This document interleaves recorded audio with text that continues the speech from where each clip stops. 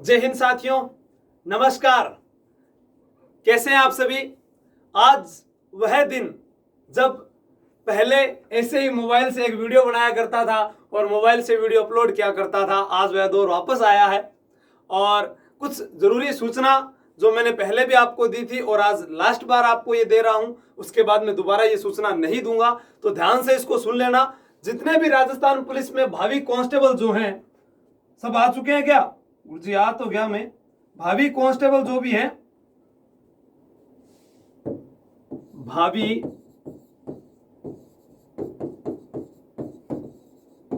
Constable जो भी अभी पास हुए हैं, अब कईयों के मन में यह शंका है कि मैं दौड़ की तैयारी करूं या नहीं करूं। याद कीजिए वो दिन जब 17 लाख आवेदन हुए और लगभग 14 लाख विद्यार्थी परीक्षा देने जाते हैं और इनमें से आपका दौड़ के लिए चयन होना, क्या आप सर्वश्रेष्ठ हैं या नहीं? खुद पर बिलीव कीजिए, खुद पर विश्वास कीजिए। नामुमकिन शब्द जो है वह अपनी जिंदगी से निकाल फेंकिएगा।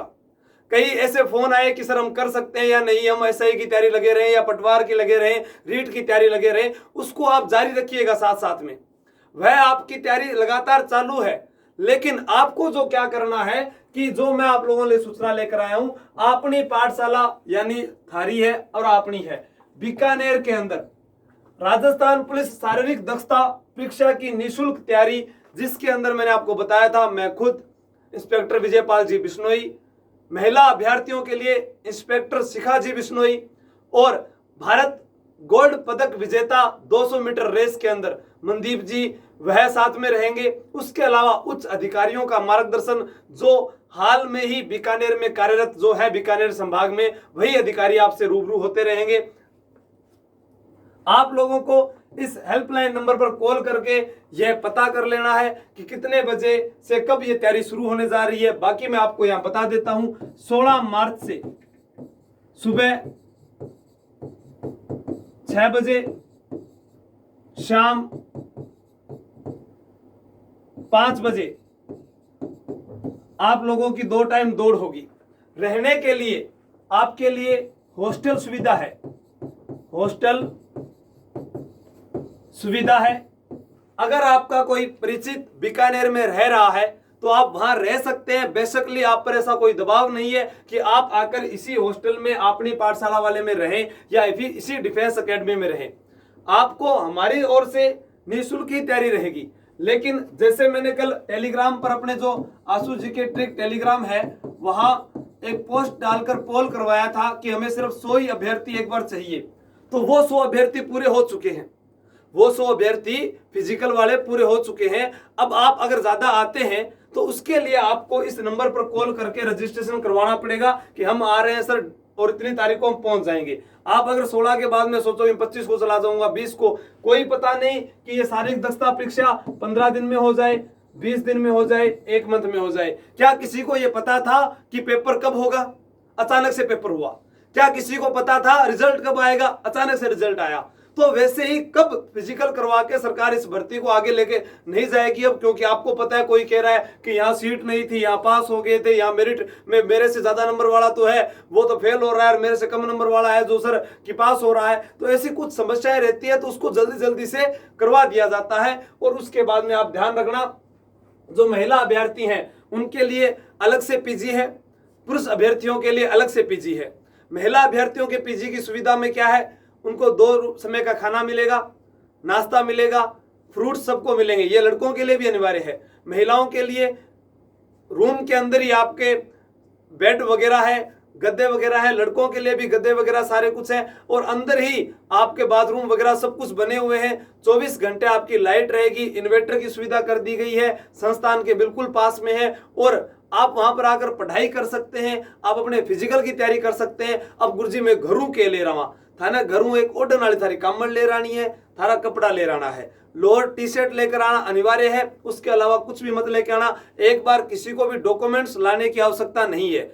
आप डॉक्यूमेंट्स मत लेकर आइए, कहीं गुम जाएंगे तो प्रॉब्लम होगी, इसलिए आप डॉक्यूमेंट्स अपने घर पर ही रखें। और डॉक्यूमेंट्स क्या क्या चाहिए आप पहले से उनके लिए हाबड़ा तोबड़ा मत मचाइएगा, क्योंकि ये मैं आपको बता देता हूं कि पुलिस विभाग जो है आप लोगों के लिए एक नोटिफिकेशन जारी करेगा कि इतनी तारीख से आपकी फिजिकल होंगे और आपको ये डॉक्यूमेंट लेकर आने हैं।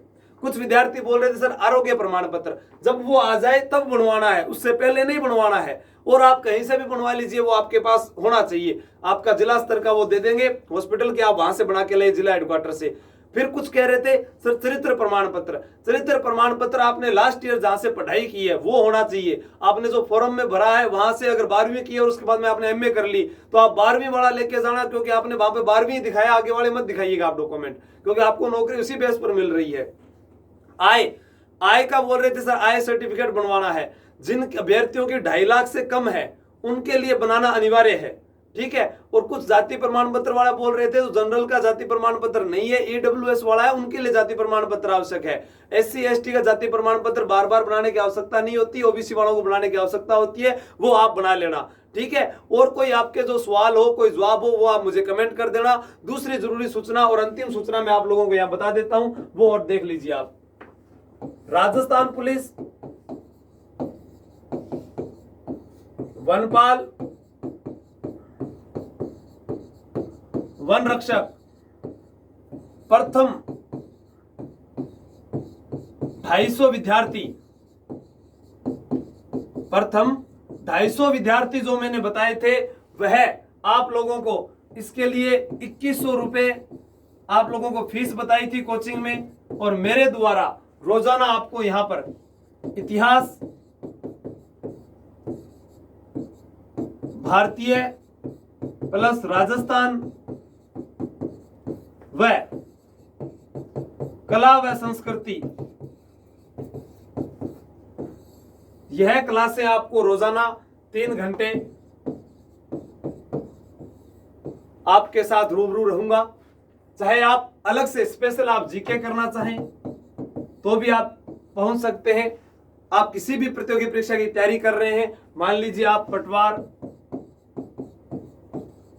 रीट, एसआई, एसएससी, जीडी, अगर इनकी तैयारी कर रहे हैं तो भी आप उन्हीं दिए गए नंबरों पर संपर्क कर लेना। और आर्मी की तैयारी करने वाले जो राजस्थान में फिजिकल पास हैं, उनके लिए रहना, खाना, पढ़ना ये बिल्कुल फ्री रहेगा। बाकी जो पहली बार तैयारी करना चाह रहे हैं उन लोगों के लिए सिर्फ और सिर्फ जो हॉस्टल फीस है, जो आप खाओगे, जो पियोगे, आपकी जो फीस है वही ली जाएगी, पढ़ा आपको उसी में दिया जाएगा। ये आप जरूर ध्यान रख लेना और प्रत्येक उस अभ्यर्थी तक पहुंचा देना जिसको इसकी आवश्यकता है। बाकी अगर आपके मन में कोई सवाल है कि सर इनकी क्या फीस रहेगी, तो ये कोचिंग संस्थान निर्धारित करता है, कोचिंग संस्थान ही निर्धारित करेगा। मैंने ये जो 250 विद्यार्थियों की 2100 फीस रखी थी, ये इसलिए रखी थी कि उस समय वो पढ़ने के लिए आए थे और उन्होंने ही कहा था कि सर इतनी फीस रख दीजिए, हम वापस आ जाएंगे। और अगर ज्यादा हो जाएंगे तो उसके लिए मैं दोबारा आपको घोषणा करके बता दूंगा। अब ठीक होगा गुरुजी, अब बीकानेर में ही रहूंगा आगे, बिल्कुल बीकानेर में मैंने ड्यूटी को ज्वाइन कर लिया है और यहीं मैं अब रहूंगा। और जब भी मुझे वहां से समय मिलता रहेगा, दिन में, रात को मैं अपनी ड्यूटी कर लूंगा और सुबह आप लोगों को पहले की तरह पढ़ाता रहूंगा। जैसे जैसे मार्गदर्शन मैं पहले कहीं पर भी रहा वहां देता रहा, वही यहाँ पर आप लोगों के लिए सुविधा रहेगी। आप अपने सभी साथियों को, चाहे कोलायत से, नोखा से, बज्जू से, श्रीगंगानगर, हनुमानगढ़, गंगानगर, बीकानेर, जैसलमेर, बाड़मेर, जालोर, सिरोही, उदयपुर, डूंगरपुर, बांसवाड़ा, प्रतापगढ़, चित्तौड़गढ़, भीलवाड़ा, कोटा, झालावाड़, सवाईमाधोपुर, करौली, धौलपुर, भरतपुर, अलवर, जयपुर, सीकर, झुंझुनू, चूरू, हनुमानगढ़, नागौर, राजसमंद, जितने भी आपके टोंक, बूंदी, जयपुर, दौसा, कहीं से भी जो है सारे के सारे आप आ जाना। अब कौन सा जिला रह गया है वो आप कमेंट करके बता देना। गुरुजी हमारा भीलवाड़ा को नाम कौन लियो, हमारा अजमेर को नाम कौन लियो, ठीक है, तो आप वो बता देना। कोई रह गया हो तो सारे अभ्यर्थियों का स्वागत है। जय हिंद, जय भारत।